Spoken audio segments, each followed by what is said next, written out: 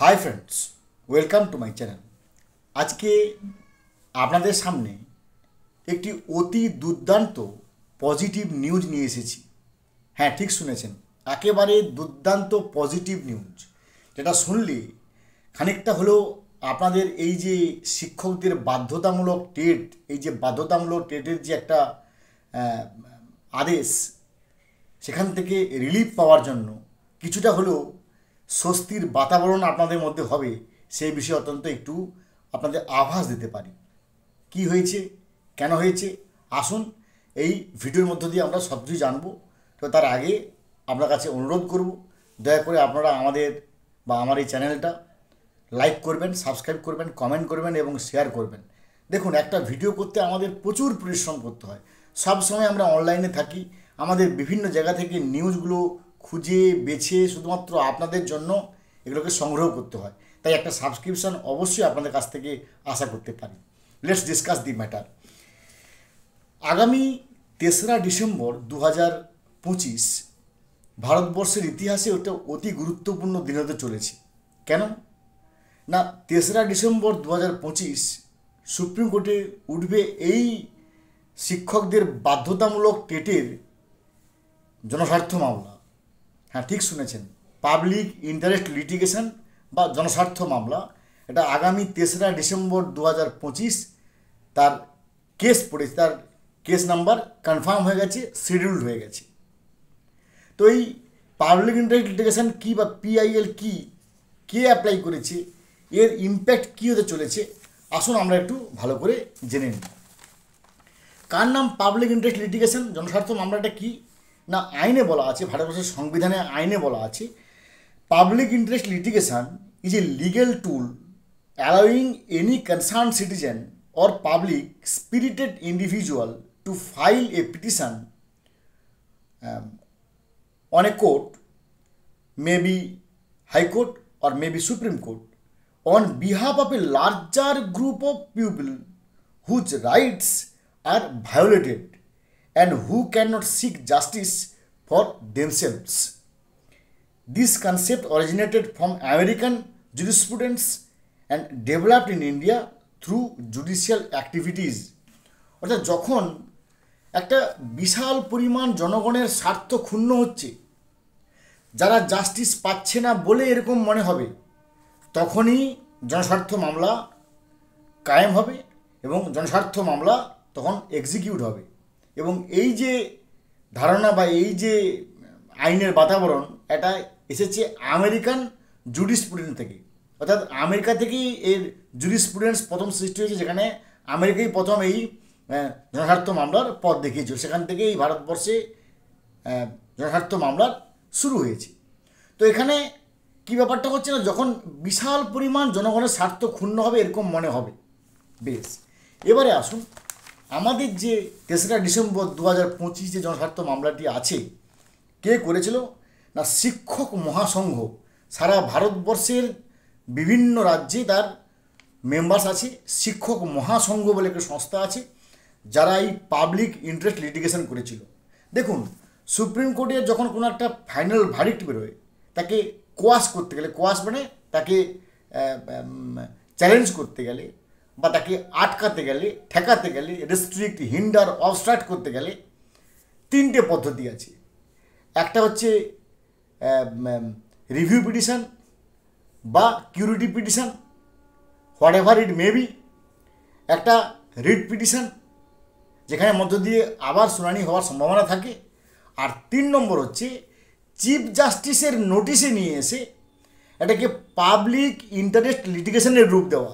এটা আমার কথা নয়, সংবিধানে লেখা আছে যে কোনো ফাইনাল ভার্ডিক্টকে কোয়াশ করার জন্য এই 3টে পদ্ধতি আছে। অলরেডি রিভিউ পিটিশন আমাদের ইনিশিয়েটেড হয়েছে, তার খবর আমি আপনার কাছে দিয়েছি, এবং রিট পিটিশনও অলরেডি আমাদের ফাইল হয়ে আছে, তার খবর আমি দিয়েছি। আজকে 3 নম্বর যে সিজিআই নোটিশে নিয়ে এসে পাবলিক ইন্টারেস্ট লিটিগেশন বা জনস্বার্থ মামলার রূপ দেওয়া হয়েছে, তার ডায়েরি নাম্বার 54442 এটা 20শে সেপ্টেম্বর 2025 ফাইল করা হয়েছিল 2:19 PM-এ। অর্থাৎ 20শে সেপ্টেম্বর 2025 2:19 PM এই 5442/2025 এই ডায়েরি নাম্বারে জনস্বার্থ মামলাটা এক্সিকিউট হয়েছিল, ফাইল করা হয়েছিল। এবার সুপ্রিম কোর্টের নিয়ম, যখনই কোনো ডায়েরি হোক কিংবা রিট পিটিশন হোক কিংবা রিভিউ পিটিশন হোক, what ever it may B, করলে তার সমস্ত হাইকোর্টে তার সার্কুলার পাঠাতে হয়। কারণ কোনো হাইকোর্টে এর সম্বন্ধে কোনো ক্যাভিয়েট দেওয়া আছে কিনা, ক্যাভিয়েট মানে কেউ এখানে আগে থেকে যে ভাই আমি এর সঙ্গে পার্টি হতে চাই এই ধরনের কোনো কিছু আবেদন করে রেখেছে কিনা, তো সেই প্রত্যেকটা হাইকোর্ট থেকে তার ক্যাভিয়েটের রিপোর্ট আসার পরে তবে সেটা কেস নাম্বার পাবে বা সেটা আলোচিত হবে। এই হচ্ছে তার সংবিধানের নিয়ম। তো এই মামলাটি 20শে সেপ্টেম্বর 2025 2:19 PM ফাইল হওয়ার পরে এটা সমস্ত ক্যাভিয়েট থেকে রিপোর্ট আসার পরে এটা কেস নাম্বার পেয়েছে 19শে নভেম্বর 2025। 19শে নভেম্বর 2025 একটা কেস নাম্বার পেয়েছে, যার কেস নাম্বার হচ্ছে WP(C 001125/2025 এবং এটা ভেরিফাইড। তারপরে এটাকে আবার ভেরিফাই হতে হবে যে কোনো ভুল হচ্ছে না, তো ভেরিফাইড হয়েছে 25শে নভেম্বর 2025। অর্থাৎ ফাইল হয়েছে, কেস নাম্বার পেয়েছে, আবার ভেরিফাইও হয়েছে। এটা কে করেছিল না, এটা পিটিশনার হচ্ছে বিনোদ কুমার তিওয়ারি। রেসপন্ডেন্টস কারা আছে না, ইউনিয়ন অফ ইন্ডিয়া, ভারত সরকার হচ্ছে তার প্রথম রেসপন্ডেন্ট। দ্বিতীয় রেসপন্ডেন্ট হচ্ছে national council for teachers education বা NCTE।